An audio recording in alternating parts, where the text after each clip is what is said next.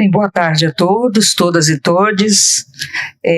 Bem, é uma honra recebê-los aqui no auditório Sindicato dos Jornalistas Profissionais do município de Rio de Janeiro. E eu quero chamar aqui para compor a mesa a presidenta da FENAGE, Samira Castro. Quero chamar também o jornalista Francisco Amorim, da Sociedade São Rio Grandense, né, de Imprensa, ARI, né? E também nós estávamos aqui com o Otávio, da ABI, mas ele disse que tinha que sair para apagar um incêndio, talvez volte, né? E convidamos também para estar na mesa o Dr. Júlio Araújo, do Ministério Público Federal, que tem nos ajudado aí nas denúncias, não é, nos protocolos. Nós temos demandado muito o Ministério Público Federal e o Dr. Júlio tem nos ajudado muito nesse processo. Bom, eu vou para a mesa também, e se o doutor Júlio chegar, se o Otávio voltar, nós convidamos eles aqui para compor a mesa de debate. Debate, assim, é muito rápido, porque, na verdade, o que nos interessa nesse lançamento do relatório é o relatório de violência, né, o relatório da violência contra os jornalistas e liberdade de imprensa. Então, o protagonista hoje desse trabalho é a FENAGE, com os dados todos mapeados da violência que os jornalistas sofreram, seja aqui no Rio, seja em São Paulo, seja em outros estados. Então, nós estamos aqui para isso hoje. Sejam bem-vindos e bem-vindas. Vou passar a palavra para a Samira, né? E logo em seguida para o nosso convidado aqui para fazer a sua fala também de saudação. Samira. Bom, boa tarde a todos, todas e todos. É um prazer mais uma vez estar aqui no Sindicato do Município do Rio de Janeiro.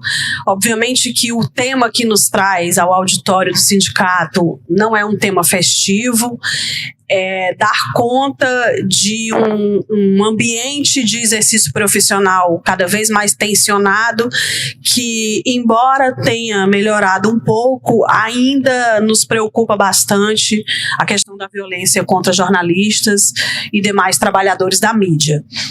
Eu queria começar agradecendo, né, não só a diretoria do Sindicato dos Jornalistas do Município do Rio e a quem nos acompanha pelas redes sociais, pelos canais do sindicato e da FENAGE, também a quem acompanha aqui no auditório, mas agradecer a nossa diretora de Relações Internacionais, Maria José Braga, ex-presidenta da FENAGE, que realiza essa análise que eu vou apresentar para vocês a partir das informações que chegam aos sindicatos de jornalistas espalhados pelo Brasil, são 31 sindicatos filiados à FENAGE, e através de uma metodologia desenvolvida pela própria federação para fazer o compilado dos casos, ressaltando que todo o nosso relatório não usa um trabalho ainda de inteligência artificial, de ferramentas de inteligência artificial, mas tem um diferencial muito grande, que é a checagem de cada um dos relatos que vocês encontram sempre no final, tá?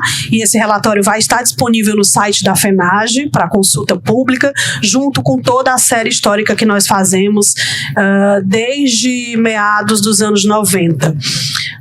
Minha saudação inicial é essa, e eu devolvo a palavra para a Virgínia.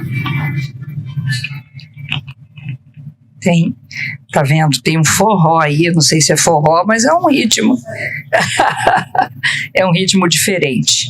Bem, eu vou passar a palavra para o Francisco Amorim, né, da Sociedade Rio Grandense de Imprensa.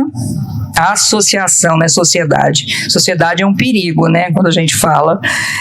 Associação Rio Grandense de Imprensa. Francisco. Obrigado. Na minha breve saudação, eu quero enaltecer o trabalho que foi feito pela FENAGE.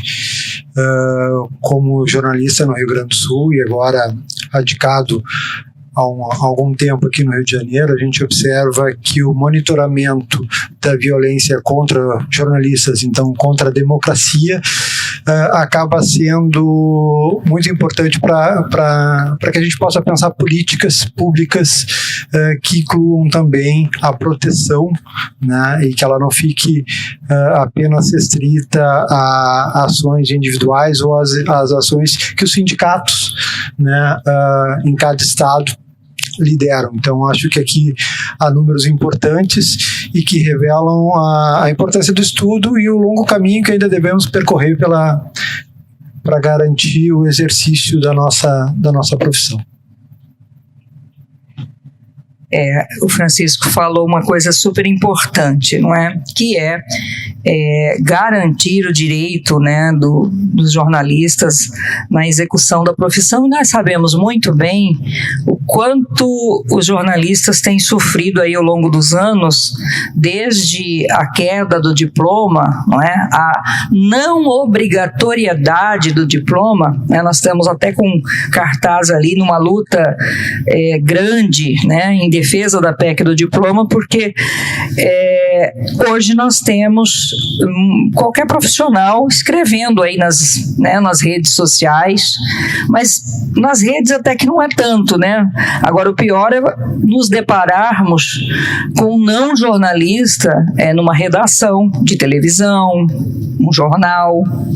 E recentemente eu estive aí numa empresa de comunicação e assim, uma garotada veio falar comigo, eles queriam se filiar e eu disse, que bom, né, vocês são estagiários, né, de jornalismo. Ele disse, não, eu sou estagiário de história.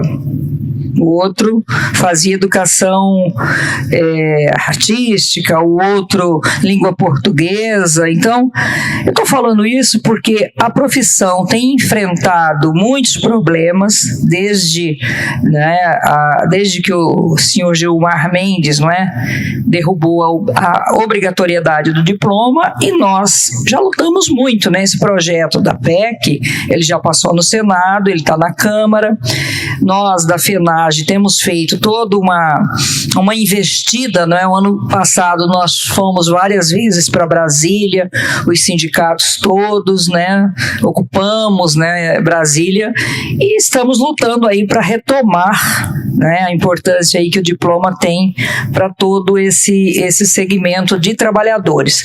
Afora isso, nós sabemos também que a mídia, ela tem, com as novas tecnologias, as novas ferramentas tecnológicas, os jornalistas têm perdido postos, né, de trabalho no Rio de Janeiro. Acho que perdemos muitos postos de trabalho com carteira assinada, muitos jornalistas trabalhando como MEI, né, em grandes empresas de comunicação. E não estou falando de qualquer empresa, não. Nós podemos elencar aqui uma Rede Globo de televisão, Band, o SBT, Record TV. O ano passado, enquanto nós fazíamos aqui no Rio de Janeiro uma assembleia para os trabalhadores deliberarem sobre a proposta, né, para a Convenção Coletiva de Trabalho, a proposta patronal, a Rede Globo de televisão demitiu assim mais de 40 trabalhadores, mais de 40 jornalistas numa pancada só. Mas não foi só no Rio de Janeiro, foi no Rio de Janeiro, ela demitiu em São Paulo, ela demitiu em outros estados também. Agora, demitir no dia da Assembleia é uma prática antissindical da pior, né, espécie, é prática antissindical absurda, e isso aconteceu. Tem uma ação tramitando no Ministério Público do Trabalho, e esse é o sofrimento que os jornalistas têm tido, né, porque o mercado ele tá sendo enxugado, né, e tem aí as novas ferramentas, os blogueiros, todo mundo é jornalista, e evidentemente que todo mundo não é jornalista, né? O jornalista ele tem que ir para uma universidade, ele tem que aprender, ele tem que trabalhar com ética, com apuração, e nós vimos aí uma série de problemas, né? A gente abre até nos sites ou às vezes nos jornais virtuais e tem erros gritantes, né? Isso porque todo mundo é jornalista. E quando todo mundo é, ninguém é. Então, nós estamos aí na luta pela defesa da profissão. Foi muito importante, nós sabíamos que teria essa queda, né, de índice de violência, que caiu aí cerca de 50%, 52%, e tudo por conta de um governo que atacava maciçamente os jornalistas. Mas ao mesmo passo que a gente tem uma queda muito acentuada das violações, dos ataques aos jornalistas, nós temos, e eu não podia deixar de falar isso, não posso deixar de falar, nós temos numa guerra na Palestina, 110 jornalistas, em torno de 110, né, Samira, jornalistas que foram assassinados. E o silêncio da mídia é um silêncio, assim,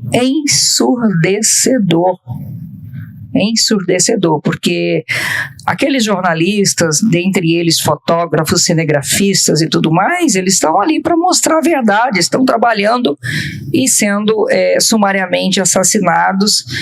A associação, né,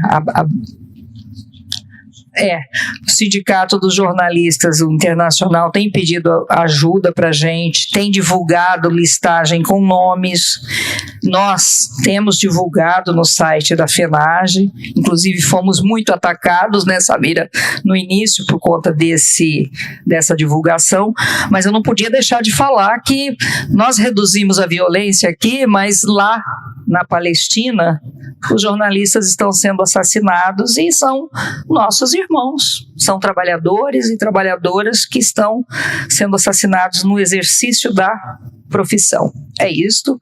Dito isto, eu passo para a Samira para ela fazer a apresentação do nosso relatório.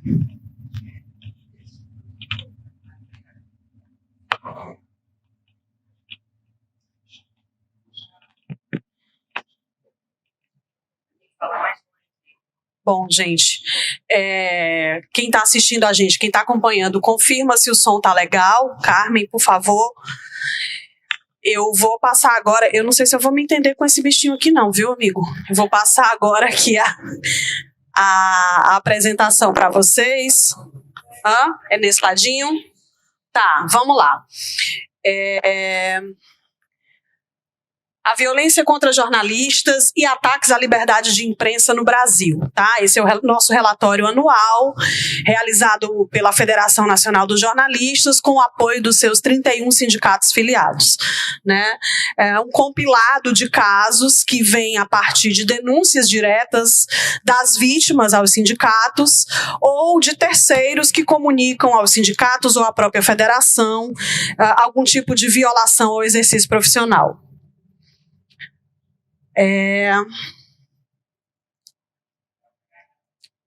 Não estou conseguindo passar, amigo. É esse aqui mesmo? Opa, foi. Bom, em 2023 nós registramos 181 episódios de violência contra jornalistas no Brasil.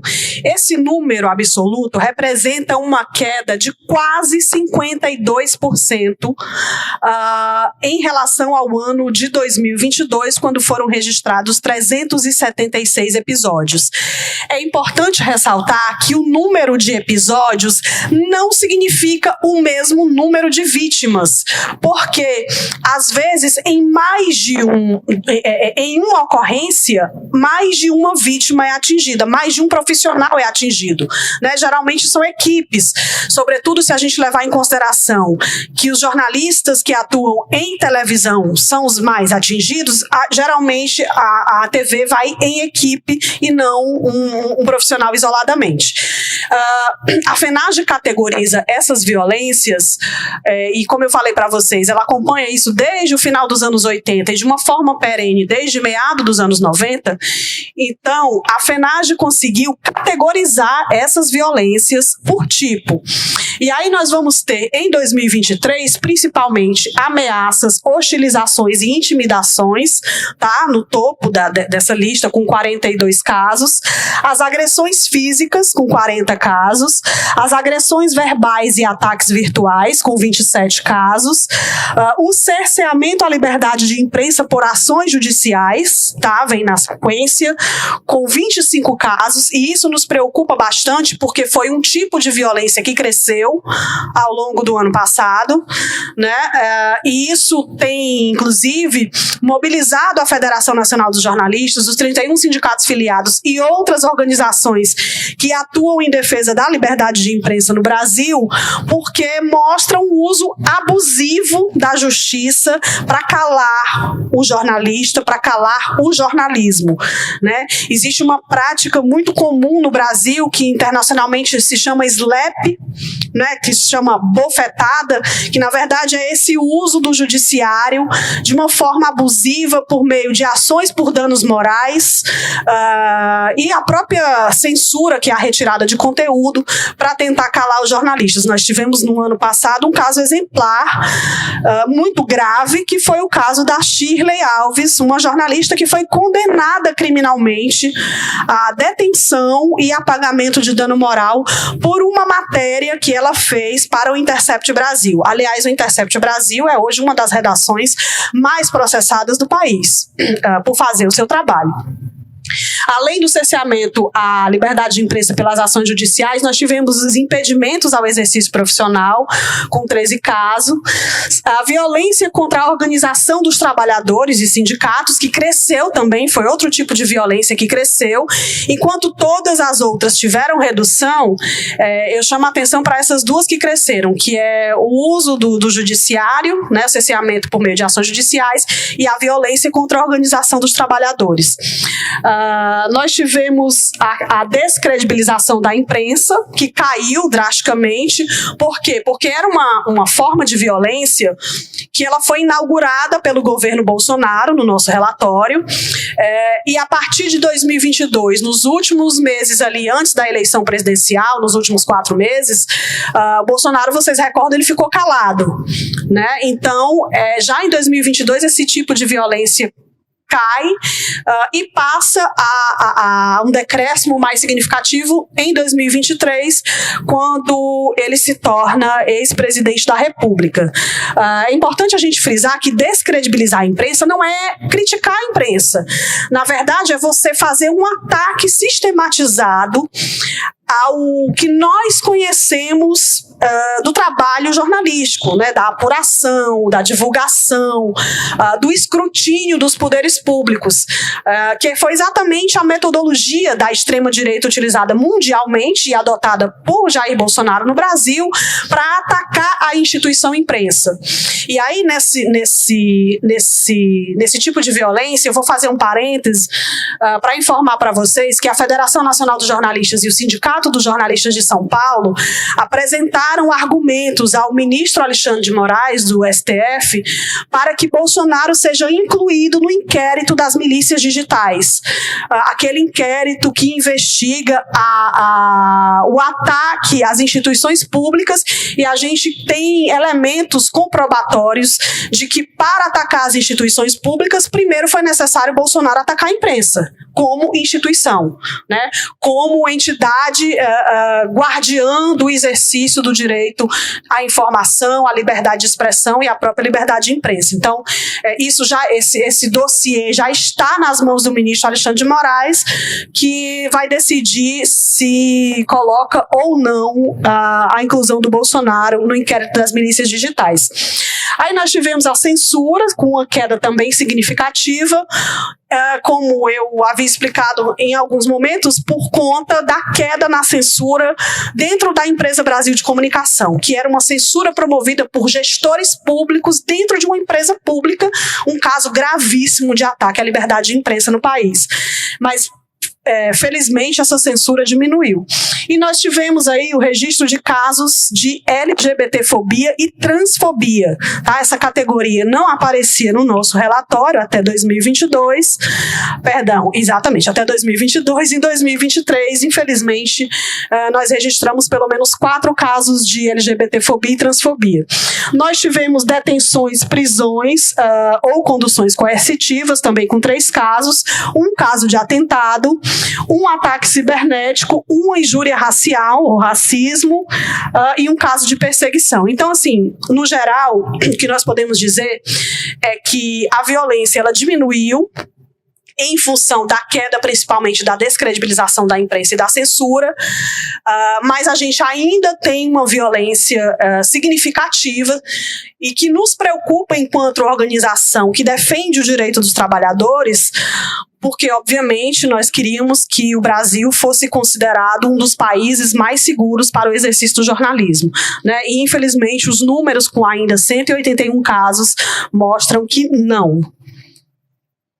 Aqui eu vou categorizar um pouco mais esse nosso levantamento, a violência por região e estado, tá? A gente consegue perceber que eu estou praticamente cega, não consigo enxergar nada, mas eu vou colar aqui no meu material. A gente vai ter a região sudeste voltando a ser a região mais violenta, tá, para o exercício do jornalismo, com 25,97% dos casos, seguida da região nordeste com 24,86% dos casos. A gente tem na sequência o centro-oeste com 22,10%, o sul com 16,57% e o norte com 10,50%. Aí, na sequência, os números por estado, tá, gente? A gente vai ter São Paulo voltando aí ao ranking, a liderar esse ranking da violência por estado, infelizmente. E quando do governo Bolsonaro, a gente tinha o Distrito Federal como a unidade da federação onde mais se registrava casos de violência. Por quê? Porque era o centro do poder, né? E a gente acreditava ao Distrito Federal tanto os casos de descredibilização que o Bolsonaro promovia, ou violências diretas, quanto a questão da censura na EBC. Vocês querem que eu fique aonde? Pode me falar. Do outro lado? Tá. Melhorou? Pronto. Deixa eu pescar aqui meus dados. Bom, o que é importante a gente destacar aqui? O Nordeste foi, como eu disse, a segunda região mais violenta, com um número de ocorrências muito próximo ao do Sudeste, tá? E no Nordeste houve crescimento de casos na Bahia. É importante a gente ressaltar que a cada ano os sindicatos conseguem aprimorar ainda mais o acesso a esses dados, a esses números. Então, às vezes a violência cresce de um ano para outro em um estado em função de o sindicato ter tido acesso a mais informações. E isso vai muito de uma cultura que nós temos utilizado nas nossas entidades sindicais de passar para a categoria a informação de que não é possível naturalizar a violência, né? Então, a gente, por exemplo, na Bahia foi montada uma rede de proteção a jornalistas, com o Sindicato dos Jornalistas da Bahia, com a ABI Bahia e uma série de outras entidades, e isso proporcionou que mais informações sobre violações ao exercício profissional chegassem, por exemplo, ao estado da Bahia. Claro que existem casos de que há realmente explosões, né, de situações de cerceamento ao exercício profissional. Mas em termos gerais, os números seguem sendo assim, com o Centro-Oeste ficando ali na 3ª posição, e no Centro-Oeste o Distrito Federal sendo mais violento, com 21 ocorrências. E aí essas 21 ocorrências, a gente tem que lembrar que o dia 8 de janeiro, na invasão lá da sede dos 3 poderes, o Distrito Federal foi o epicentro desse momento, né, de violência contra a categoria. Vou passar mais um pouquinho. por gênero. Historicamente, o nosso relatório, ele mostra que as vítimas são maioria do gênero masculino, tá? 68,32%. E 25,19% das vítimas são do gênero feminino. Nós temos ainda quase 7% de vítimas que não têm o gênero identificado, porque não se aplica esse critério de gênero a algumas situações de violência. Essa é uma metodologia utilizada pela federação. E aí, nesse caso aqui do gênero, eu quero destacar que o número de jornalistas vítimas de violência em 2023 chegou a 262. Tá? Eu vou explicar novamente que esse número não coincide com o total de casos, porque existem situações em que mais de um jornalista é atingido pela violência. A gente vai chegar à violência por tipo de mídia, onde a gente tem a TV com 81 casos, né, liderando aí, a mídia digital com 79 casos, jornal com 42, rádio com 17, assessoria de imprensa com 6 casos, revista está ali com, eu acho que é 8 casos, agências de notícias e de checagem com 11 casos, profissionais freelancers com 4 casos e temos 28 casos de tipo de mídia não identificada.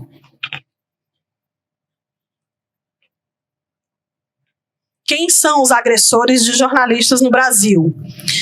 Nós vamos ter no topo dessa lista políticos, assessores e parentes de políticos, com 24%. Vamos ter manifestantes de extrema-direita, com 16%. Manifestantes golpistas, populares, tá? Com 9%, juízes e procuradores com 8,84%, ministros do STF, né? Nós temos um caso, promotor, policiais militares e civis. Historicamente, as forças policiais, infelizmente, sempre estão citadas nesse relatório, né? Porque durante muito tempo foram, inclusive, os maiores agressores de jornalistas. Nós temos também dirigentes, jogadores de futebol e torcedores de clubes de futebol, num dado que eu considero elevado, 11 casos, internautas com 9 casos, empresários de comunicação, empresários, empregados ou servidores públicos também com 6 casos, aí aparecem na nossa lista. Enfim, é um dado que se consegue perceber, diferente do ano passado, quando populares, né, quando a população, de um modo geral, mais alinhada à extrema-direita, estava no topo dessas violências, junto com o ex-presidente. A gente tem agora os políticos, assessores e parentes ainda mostrando uma contaminação do ambiente político para o exercício do jornalismo, a questão da polarização e da disputa por hegemonia política no país. E, por fim, eu queria trazer essa lâmina, que ela não vai estar no nosso relatório, que está no nosso site já, mas é interessante.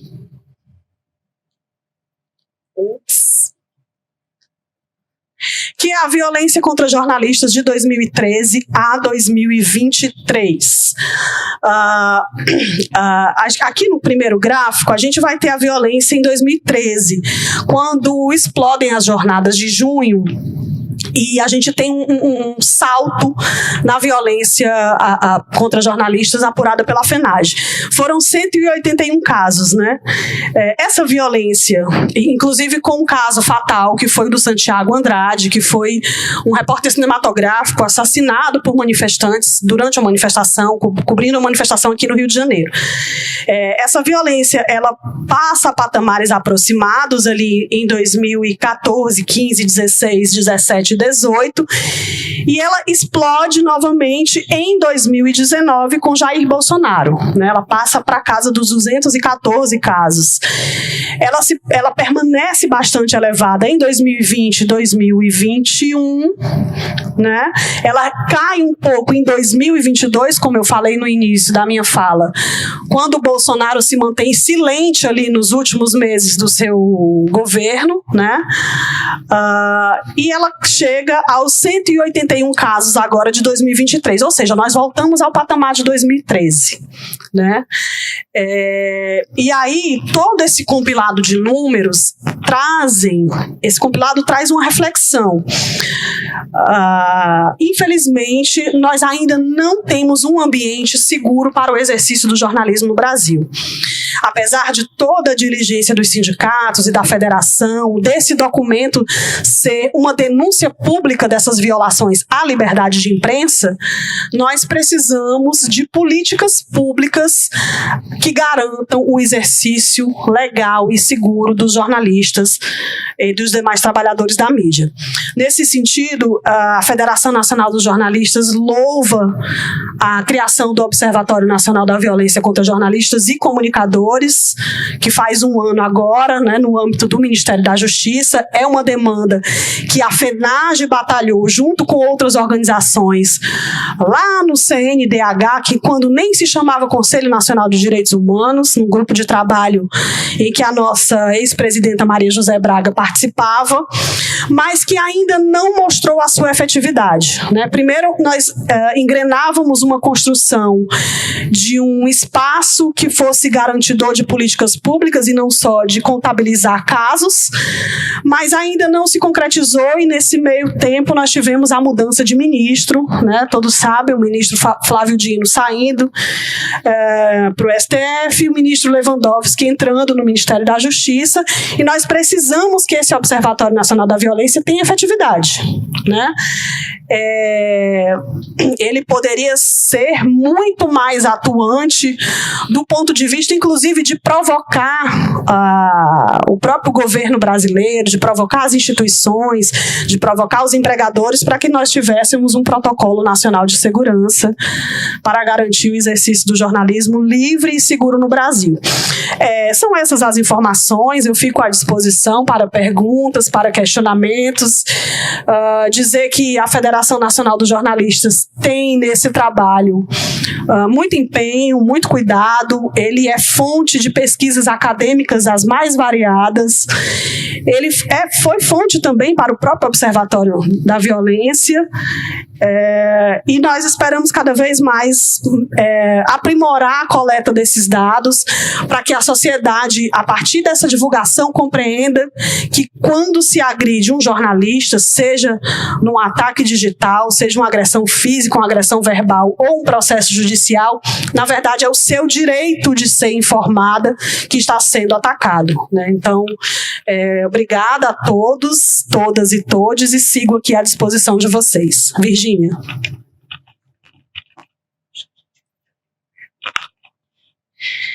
Bem, nem vou para a mesa, eu vou abrir para perguntas. Tá, desculpa. Para cá?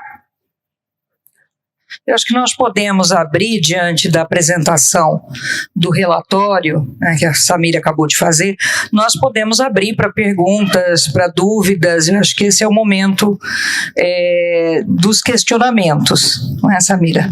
É isso? Então, Samira, estamos abertos aí, a FENAGE está aberta às perguntas, o que vocês quiserem saber sobre o relatório de 2023. É isso.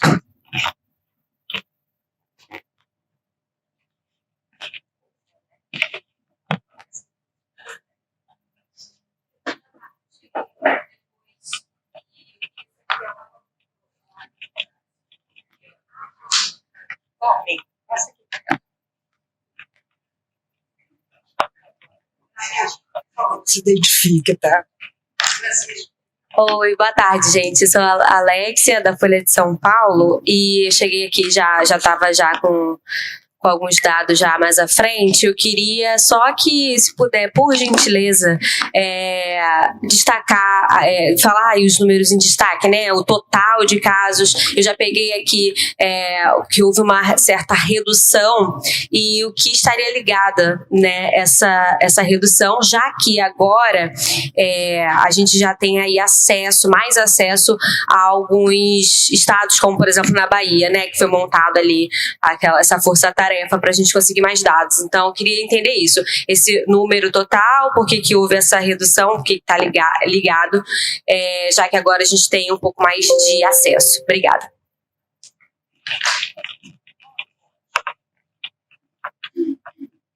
Oi, bom, boa tarde, tudo bom? A gente tem essa redução de 51,86%, principalmente em função da queda da categoria descredibilização da imprensa, tá? Que foi uma estratégia adotada por Bolsonaro no seu governo e que foi a violência mais frequente nos anos anteriores. Só para você ter uma ideia, a descredibilização da imprensa teve uma queda de 91,95% de 2022 para 2023.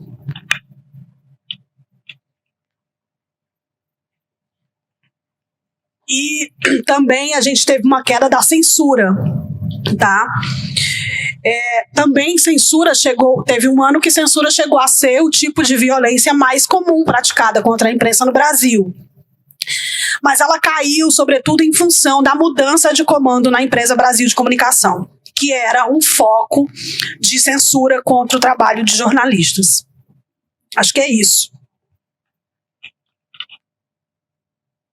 Foram 181 casos, tá? E no ano de 2022 foram 376.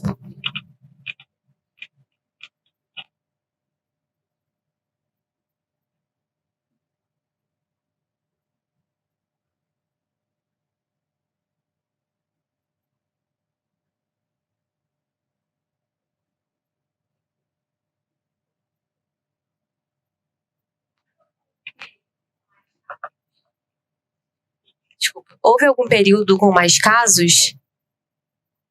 Bom, o relatório ele é anualizado, então assim, a gente não traz esse dado por mês, digamos assim, se é isso que você quer saber. Agora, a gente traz ali na última lâmina que eu apresentei, por ano, né, em que a gente tem, sim, a observação de que essa violência ela explodiu em 2021 com 430 casos. Né? Foi durante toda a série histórica da FENAGE, o ano mais violento para os jornalistas no Brasil foi 2021. Né? Que já vinha de um recorde no ano anterior com 428 casos. Você falou que a descredibilização é o que liga, né, esse número. E aí eu queria entender se teve alguma comparação com o ano anterior, para a gente colocar, comparando, e a porcentagem dentro desse quesito especificamente. Tá. Bom, descredibilização da imprensa em 2022, né, que tinha sido a estratégia lá adotada por Bolsonaro, foi a violência mais frequente. Foram 87 casos de ataques genéricos e generalizados. Eles representavam 23% do total, né, na busca por tentar desqualificar a informação jornalística. Em 2023, foram só 7 casos, né, ou seja, cai de 87 para 7 casos, né. E aí dá uma participação de descredibilização no total dos casos de 2000, né? Então, é uma redução significativa. Do mesmo modo, os casos de censura caíram 91,53% em 2023, tendo sido registrados 5 casos de censura, enquanto que em 2022 foram 59. Né? Eu preciso lembrar novamente que a gente incorporava o dossiê de censura da EBC aqui no relatório da FENAGE. Mas, assim, se a gente quiser descer a mais detalhes desses números do relatório, acho importante a gente destacar que apesar da redução do número total de episódios em 2023, nós tivemos crescimento nos casos de cerceamento à liberdade de imprensa por meio de ações judiciais, tá? Isso nos chama a atenção, nos preocupa, porque mostra um uso abusivo do judiciário brasileiro, né, do direito de ação para calar jornalistas. Nesse caso, a gente sai de 13 situações em 2022 para 25 em 2023, o que dá um aumento de 92%, né? E como eu havia mencionado no início da apresentação, nós temos o caso emblemático, que é o de condenação penal da jornalista Shirley Alves por ter feito uma matéria sobre o caso de tratamento degradante de uma vítima de estupro numa audiência, um caso Mari Ferrer, né?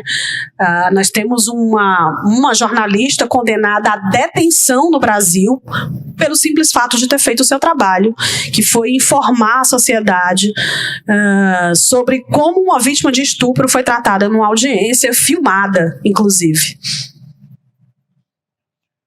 Tenho pergunta. Alô? Tenho perguntas aqui. Aziz Filho, que é ex-presidente do nosso sindicato, daqui do município do Rio, fez o seguinte comentário. A seguinte pergunta, melhor dizendo. Esse dado é suficiente para processar o ex-presidente por genocídio contra jornalistas, por violência contra a classe, por atentado à liberdade de imprensa, algo nesse sentido? Na Corte Internacional de Haia, por exemplo? Bom, primeiro dizer, Aziz, obrigado pela sua pergunta.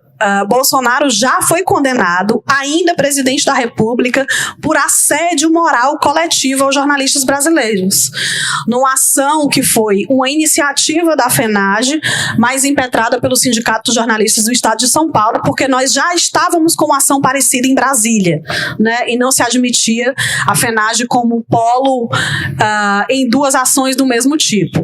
No Tribunal Penal de Haia, eu acho que é sim o caso de ser levado, inclusive com todas as organizações que defendem a liberdade de imprensa, levantando essa questão internacionalmente. Eu volto a dizer que a FENAGE ofereceu denúncia ao STF contra o ex-presidente Jair Bolsonaro no inquérito das milícias digitais que está sob o julgo de Alexandre de Moraes, né, que está com o ministro Alexandre de Moraes. Nós mostramos por todos os nossos dados, por todos os nossos relatórios dos últimos 4 anos, que o ex-presidente, ele institucionalizou a violência contra a instituição imprensa no Brasil e primeiro precisava deslegitimar o trabalho dos jornalistas para poder as milícias digitais atacarem as demais instituições. Uma outra pergunta que, quer dizer, chegou antes de você começar a responder, da jornalista Rosane Macedo, que é do Grupo Jornalistas RJ, é o seguinte: a FENAGE avalia a ação judicial contra Bolsonaro para um pedido coletivo de reparação de danos à categoria dos jornalistas? Já tem. Bolsonaro já foi condenado em todas as instâncias, não recorreu. O recurso vai para a defesa dos direitos difusos do Ministério Público no Estado de São Paulo. Não vai para sindicato, como ele noticiou, mentindo, né? Como ele fez, como de costume, ele foi para as suas redes sociais dizer que tinha pago uma multa ao sindicato dos jornalistas, e não é verdade. Essa multa, que foi foi resultado da sua condenação por dano moral coletivo aos jornalistas brasileiros, ela foi para o Ministério Público em São Paulo para a defesa dos direitos difusos dos cidadãos. Uma pergunta minha. A respeito do Observatório da Violência, a FENAGE já começou alguma tratativa junto ao futuro, quer dizer, já indicado, né, o ministro Lewandowski? para garantir, né, tudo que você falou aí antes sobre a importância do Observatório da Violência, o que ele pode vir a fazer por nós? Perfeito. Carmen, nós estamos esperando o início dos trabalhos legislativos em Brasília, a indicação e a posse, né? A indicação não, porque já foi feita, mas a posse do ministro Lewandowski. Sabemos que ele vai mudar a equipe que está no Ministério da Justiça. Isso inclui mudar possivelmente a Secretaria Nacional de Arruda Botelho, que é o coordenador do Observatório Nacional da Violência. Então, nós aguardamos que esses novos nomes sejam anunciados e tomem posse efetivamente, para que todo um conjunto de organizações, incluindo a FENAGE, volte a dialogar com o Ministério da Justiça, pedindo, cobrando a efetividade do observatório. Claro que o observatório foi muito importante, porque nos garantiu, por exemplo, algumas situações pontuais que nós levamos, né? Por exemplo, um caso de desintrusão de uma terra indígena no Pará, em que equipes de jornalismo investigativo estavam sob ameaça, e nós tivemos prontamente atendido o pedido de deslocamento daquelas equipes junto com a Força Nacional e com os repórteres da Empresa Brasil de Comunicação. Então, para além de casos pontuais em que o observatório possa atuar, nós queremos um canal de denúncias eficiente, um canal de denúncias que funcione, e não queremos apenas contabilizar casos, nós queremos encaminhamento, né? Nós precisamos, por exemplo, da responsabilização de todas as pessoas envolvidas no assassinato de Bruno Pereira e Dom Phillips. Nós precisamos nos debruçar sobre algumas centenas de casos de assassinatos de jornalistas que nunca foram solucionados, que nunca foram sequer investigados, né?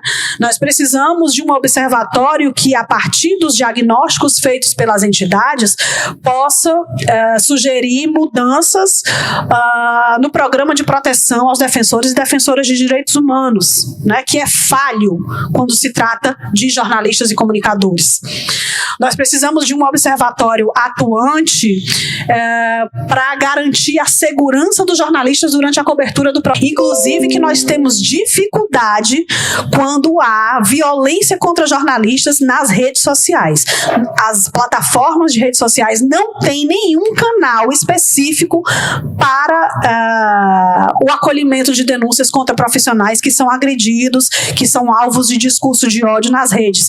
E essa é uma realidade no Brasil e que tende a ser exacerbada durante o ano de eleição. Então, por tudo isso, nós precisamos que o Observatório Nacional da Violência contra Jornalistas funcione efetivamente e não fique apenas no desejo e na iniciativa muito inovadora do ministro Flávio Dino.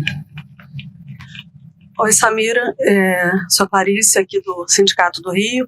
Eu queria que você falasse um pouco do recorte de gênero, que você mostrou que as mulheres são minoria, né, e você falou que historicamente elas são, que os homens são os mais agredidos, mas eu queria saber se é possível apontar uma queda nessa agressão às mulheres ou não, porque sabendo que o ex-presidente tinha uma predileção em humilhar e agredir jornalistas mulheres, né, então não sei se esse dado aparece no relatório. Obrigada. Clarice, eu não vou conseguir te responder essa pergunta com números objetivos comparando ano a ano, tá? Eu não fiz essa comparação. Mas a gente sabe que teve sim um salto, né, na violência contra mulheres jornalistas no Brasil. E que a gente até tem registrado num dos relatórios aí do governo Bolsonaro, mas porque tinha um fator que era a senha que o ex-presidente dava para os seus apoiadores e os seus seguidores para agredirem mulheres jornalistas nas redes sociais. A gente pode citar várias colegas, Vera Magalhães, Patrícia Campos Melo, Juliana Dalpiva, uma série de colegas que atuam na grande imprensa que eram constantemente agredidas pelos seguidores do Bolsonaro, né? E isso muito nas redes sociais. Nós temos o caso emblemático da Patrícia, que ganhou uma ação contra um dos filhos do Bolsonaro, né, pelo incidente terrível, misógino e sexista do depoimento falso na CPMI, da desinformação, das notícias falsas. Mas o que a gente tem? Por que esse relatório não mostra uma quantidade de mulheres vítimas de violência ali junto com os homens? Talvez seja pelo fato de que ele não leva em conta a questão do assédio sexual e do assédio moral, tá? São violências que são cotidianas com mulheres no exercício do jornalismo, mas que elas não têm obrigatoriamente o objetivo de impedir a livre circulação da informação jornalística. São casos que os sindicatos tratam no âmbito da justiça do trabalho. Né? São casos que os sindicatos acompanham e tratam na questão da justiça do trabalho. Salvo um ou outro caso com um assédio que o objetivo foi fazer com que aquela jornalista não divulgasse a informação, esse sim está no relatório. E nós temos também um fator que é a subnotificação. Muitas mulheres jornalistas vítimas de violência sequer percebem que foram vítimas de qualquer tipo de cerceamento à sua atividade quando são publicamente chamadas de feias, de burras, de gordas, quando são desqualificadas não só na sua condição de jornalista, mas na sua condição de mulher. Né? Nós temos isso. Nosso relatório chega a mostrar que quando uma mulher jornalista ela é alvo de violência, essa violência vem também acoplada a uma questão de gênero. Temos uma pergunta aqui do presidente do Sindicato dos Jornalistas da Bahia e também diretor da FENAGE, Moacir Neves. Todos os anos o relatório da FENAGE é produzido, mas a repercussão não é proporcional à importância dos números. Como os jornalistas de todo o Brasil podem ajudar para dar a este documento a divulgação necessária para contribuir com o combate da violência contra a imprensa? Divulgando. Jornalistas podem ajudar divulgando esse relatório. Claro que durante algum tempo, aí no início do governo Bolsonaro, nós tínhamos uma cobertura massiva. Esse auditório chegou a ficar lotado de grandes veículos de comunicação que faziam a divulgação do relatório nos seus telejornais, né, da sua grade rotineira. Mas é claro que à medida em que essa violência vai mudando de perfil, uma boa parte da imprensa tradicional não vai cobrir. O que é que nós precisamos? Nós precisamos que os sindicatos divulguem, nós precisamos que a chamada mídia independente, alternativa, os novos arranjos produtivos no campo do jornalismo divulguem, repercutam. A sociedade brasileira precisa compreender que a violência contra os jornalistas é um ataque à democracia brasileira. O 8 de janeiro, quando dezenas de colegas foram agredidos lá em Brasília, no ato lá dos três poderes, foi tática, sim, bater em jornalistas, chutar uma repórter do Metrópolis que foi agredida por 10 homens naquela ocasião. Então, assim, é um modus operandi da extrema-direita calar a imprensa, calar os profissionais que atuam no jornalismo e na comunicação. Temos uma outra pergunta aqui do Miro Nunes, que é diretor do sindicato aqui do município do Rio de Janeiro, que é a seguinte: impedir a fiscalização do exercício profissional em qualquer instância pública ou privada também pode ser considerada violência contra o jornalista? Eu acho que essa pergunta dele está a propósito do que o sindicato aqui do Rio, né, está sofrendo recentemente, tendo sido negada, né, o credenciamento para fiscalização no Sambódromo durante o Carnaval. Né? Nós até já emitimos uma nota, que eu acho que a nossa diretora Virgínia vai ler depois, mas acho que a opinião da FENAGE deve preceder a leitura da nota.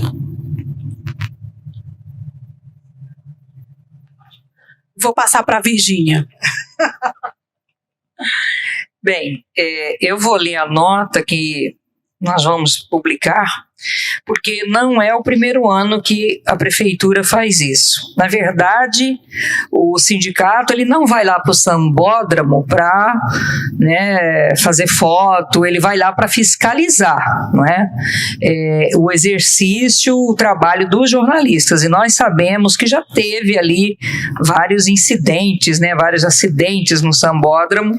Acidente com morte, inclusive. Com morte, inclusive, e que é imprescindível o trabalho da imprensa lá, cobrindo, denunciando, fiscalizando, porque todo sindicato tem o dever, sim, de fiscalizar as condições de trabalho. Isso está previsto em lei, mas eu acho que a prefeitura do município do Rio de Janeiro não sabe, desconhece. Então eu vou ler a nota que nós vamos divulgar em razão do sindicato ter mais uma vez solicitado a credencial e explicado que era para fiscalização do trabalho dos jornalistas. A prefeitura do município, prefeitura do Rio, impede fiscalização do sindicato no sambódromo. Mais uma vez, o sindicato dos jornalistas profissionais do município do Rio de Janeiro é impedido pela prefeitura do Rio de fiscalizar as condições de trabalho dos jornalistas na principal festa popular do Rio de Janeiro e do Brasil, o Carnaval no Sambódromo. A alegação não se trata de um veículo de comunicação, porém, há anos a prefeitura sabe ser o nosso pedido de credenciais relacionados à fiscalização, uma reivindicação permanente dos e das jornalistas que ali trabalham. A quem interessaria barrar a presença do sindicato neste evento? Ainda não sabemos, embora se desconfie, óbvio, que possa aparecer. Gostaríamos de poder alcançar não apenas o sambódromo, mas todos os locais onde o carnaval se realiza. Infelizmente, nos é impossível devido à falta de recursos. Por isso, o foco no palco principal repetimos, atendendo os pedidos de jornalistas. Mas não apenas o sindicato foi barrado no sambódromo. Jornalistas especializados em carnaval, profissionais experientes e que durante décadas têm feito a cobertura da festa. Igualmente tiveram suas credenciais vergonhosamente negadas. Para este e futuros eventos no município do Rio de Janeiro, tomaremos as medidas cabíveis, inclusive no campo judicial, acionando o Ministério Público do Trabalho e outras instâncias que forem necessárias. O sindicato não abre mão de uma de suas missões, fiscalizar o exercício profissional, que deve se dar nas melhores condições de segurança no trabalho para todos e todas as jornalistas. Diretoria do Sindicato dos Jornalistas Profissionais do município do Rio de Janeiro. Então, esta nota nós vamos encaminhar, publicar nas nossas redes, mas também vamos mandar, né, para os sites vamos marcar também a prefeitura, marcar as instituições como o Liesa e tantas outras, porque nos parece uma tentativa, sim, de impedir a liberdade de imprensa no que diz respeito à fiscalização, no que diz respeito a checar as condições de trabalho de outros tantos jornalistas que estarão ali nos 4 dias de carnaval e que efetivamente a gente sabe o que acontece ali, o que já aconteceu no sambódromo, né? Então vamos tirar os jornalistas porque eles não podem divulgar a verdade, mas divulgaremos, se não este ano, certamente o ano que vem, também porque nós vamos procurar o Ministério Público, que também é a entidade que faz as fiscalizações das condições de trabalho, da segurança de trabalho, e vamos denunciar a Prefeitura, a Liesa, estas entidades que estão nos proibindo de fazer o nosso trabalho. É isto. Tem mais uma pergunta aqui. Você vai acrescentar alguma coisa nesse tópico? Não? Então, Fábio Couto, do Grupo Jornalistas RJ, está fazendo a seguinte pergunta. A FENAGE estuda propor algum projeto de lei que torne crime inafiançável agressão verbal, física, psicológica ou patrimonial contra jornalistas que estejam no exercício da profissão? Obrigada pela pergunta. Na verdade, a gente tem analisado um conjunto de projetos de lei que estão em tramitação na Câmara e no Senado sobre ampliação de pena ou tipificação de pena em crimes contra jornalistas. O que eu posso dizer com segurança é que a FENAGE defende já historicamente que os casos mais graves de violência contra jornalistas, como assassinatos, sejam federalizados, sejam investigados pela Polícia Federal. Por quê? Porque normalmente os casos de assassinatos envolvem poderes locais. E já está comprovado que essas polícias locais, as polícias tanto civil quanto polícia militar, são agressoras ou estão a mando de governos e não querem investigar os crimes letais contra jornalistas ou os crimes de maior gravidade. Então, há um projeto de lei na Câmara que pede a federalização das investigações de crimes contra jornalistas, e essa tem sido uma demanda já histórica da FENAGE. Outras iniciativas eu sei que estão em curso, inclusive uma que foi aprovada recentemente na Comissão de Comunicação da Câmara dos Deputados, que fala em novos tipos em alguns tipos de pena para quem agride jornalistas. Nós ainda não nos debruçamos sobre elas. Porém, a FENAGE acha que é necessário também existir algum tipo de lei anti-SLAPP, né, para garantia do exercício do jornalismo no Brasil, ou seja, leis que impeçam o chamado assédio judicial contra os profissionais da imprensa, que é uma demanda opressiva contra um jornalista ou contra um veículo, para que aquele jornalista e aquele veículo sejam impedidos de fazer o seu trabalho.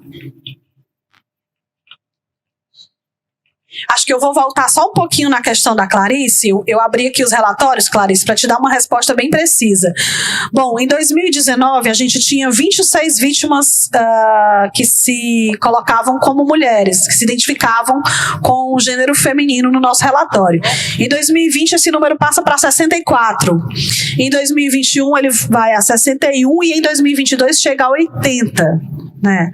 Ou seja, a gente tem uma flutuação, um crescimento aí de mulheres sendo vítimas de violência, e cai para 66 agora em 2023. Por aqui encerramos as perguntas. Ok? Bom, encerramos as perguntas e vamos passar então para a saudação final aqui da mesa. Não é? E mais alguma outra informação. Então, vou passar imediatamente para Francisco, né? Para ele fazer a sua saudação final. Obrigado. Eu acho que resta claro a importância desse relatório e o papel dos jornalistas em divulgá-lo, né? Parece que há uma certa vergonha de divulgar o relatório sobre as violências que nós mesmos sofremos no dia a dia da nossa vida, né? Eu acho que fica um recado claro que o problema existe e ele vem aumentando, mesmo com a queda no último ano, preocupa um tipo de violência simbólica que aparece no cotidiano, né? A gente imagina a violência contra o jornalista sempre aquela agressão, né, física, mas essas intimidações elas se estendem de uma maneira muito mais agressiva, às vezes, na vida e na trajetória. É possível que uma carreira, né, termine por conta de um tipo de violação de direito dessa natureza, né? Então, parabéns mais uma vez à FENAGE pelo trabalho que vem desenvolvendo. Obrigada, Francisco. Eu vou fazer uma fala e, por último, é você, Samira Castro, que fecha. Bem, novamente, eu reforço a questão que a Samira tocou, que trata do assédio judicial. É grave, é gravíssimo o assédio judicial, e nós participamos, pelo menos eu, a Samira, eu representando o sindicato aqui, nós participamos de um fórum pelo Ministério Público Federal, e ali nós nos deparamos com casos assim alarmantes, assustadores, de jornalistas um jornalista só com 100 processos. Né? A entidade da qual ele fez uma matéria, ela saiu fazendo ações por todos os estados, que é o João Paulo Cuenca, não é? E quem fez tudo isso foi a Universal, não é? A Igreja Universal. Então ela foi em cada estado e ela abriu uma ação contra esse jornalista. É algo assim aterrador, porque imagina a pessoa, para se defender, ter que ir lá no estado, ter 100 ações pesando sobre os ombros desse jornalista. Então não é para calar, é para matar o jornalista. Então, o assédio judicial, o ano passado nós assinamos um termo de cooperação e de condutas e de medidas importantes com o Ministério Público Federal, com a PFDC, que é a Procuradoria Geral dos Direitos do Cidadão de Brasília, né? Dr. Carlos Vilhena esteve aqui no Rio de Janeiro, nós assinamos esse documento. A partir daí, o Conselho Nacional dos Direitos Humanos também fez uma resolução sobre o assédio que os jornalistas vêm sofrendo, sobre todo essa loucura, essa pandemia, não é, de violência contra os jornalistas, não só na época do governo Bolsonaro, antes e depois. Então, tem uma resolução que ela vira lei a partir do momento que ela foi publicada, e que nós, como foi no final do ano, nós vamos encaminhar agora, a partir do reinício dos trabalhos na Assembleia, na Câmara, no Senado, para todos os parlamentares, para que eles transformem aquela resolução em projeto de lei, né?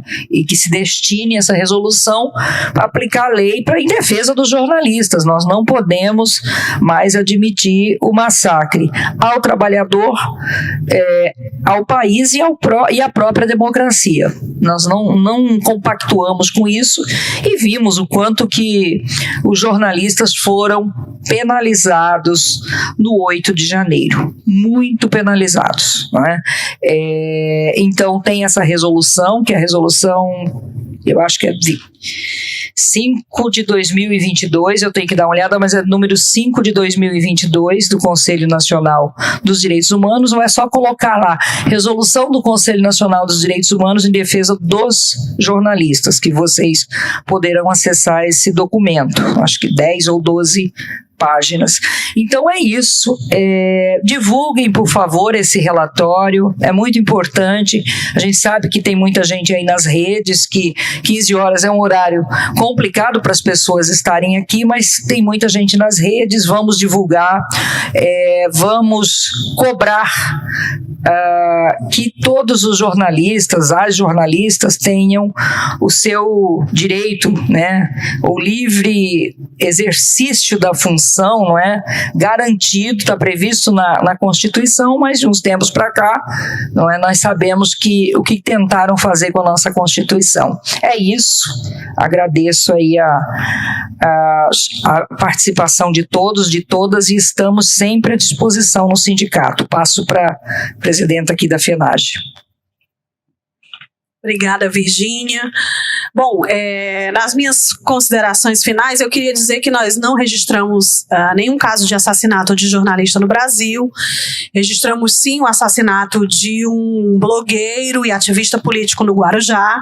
Está mencionado no relatório, mas não contabilizado, porque ele não faz parte da categoria profissional a qual nós acompanhamos toda a questão da violência. Mas também quero fazer um registro da morte, do assassinato generalizado de jornalistas em Gaza.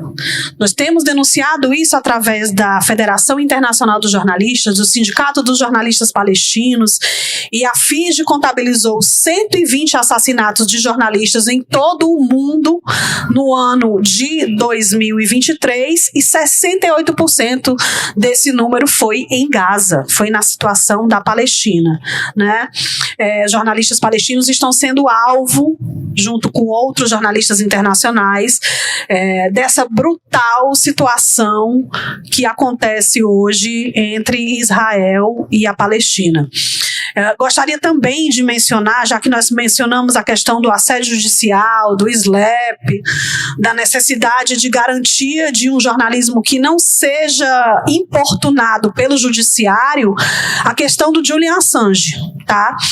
O jornalista Julian Assange continua preso, com iminente possibilidade de deportação para os Estados Unidos, e que pode, ao ser deportado e condenado nos Estados Unidos, abrir um precedente internacional para criminalizar toda a atividade jornalística no planeta. Não é só uma decisão que implica no cidadão Julian Assange, nem no jornalismo nos Estados Unidos ou na Inglaterra. É em todo o planeta você ter um jornalista condenado por vazar, por trazer a público informações de relevante interesse público. Então, queria deixar essas palavras para reflexão de todas e todos, agradecer mais uma vez aos nossos 31 sindicatos filiados, né, pelo trabalho de coleta dessas informações, agradecer ao sindicato anfitrião aqui dos jornalistas do município do Rio, a nossa ex-presidenta e editora do relatório, Maria José Braga, que é nossa diretora de Relações Internacionais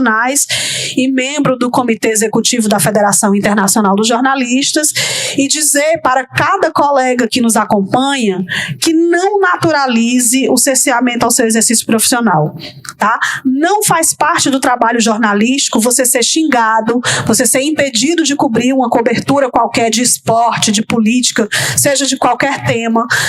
Não faz parte do seu trabalho você ser ameaçado nas redes sociais, ser ameaçado de morte, enfim, não faz parte da atividade jornalística. Claro que existem coberturas de risco, como coberturas de guerra, de conflitos sociais, de conflitos armados, mas não naturalize a violência. Se você foi vítima de violência, procure o seu sindicato, o sindicato no seu estado ou no seu município, procure a Federação Nacional dos Jornalistas, e tenha o amparo legal para combater esse tipo de situação, tá, gente? Muito obrigada.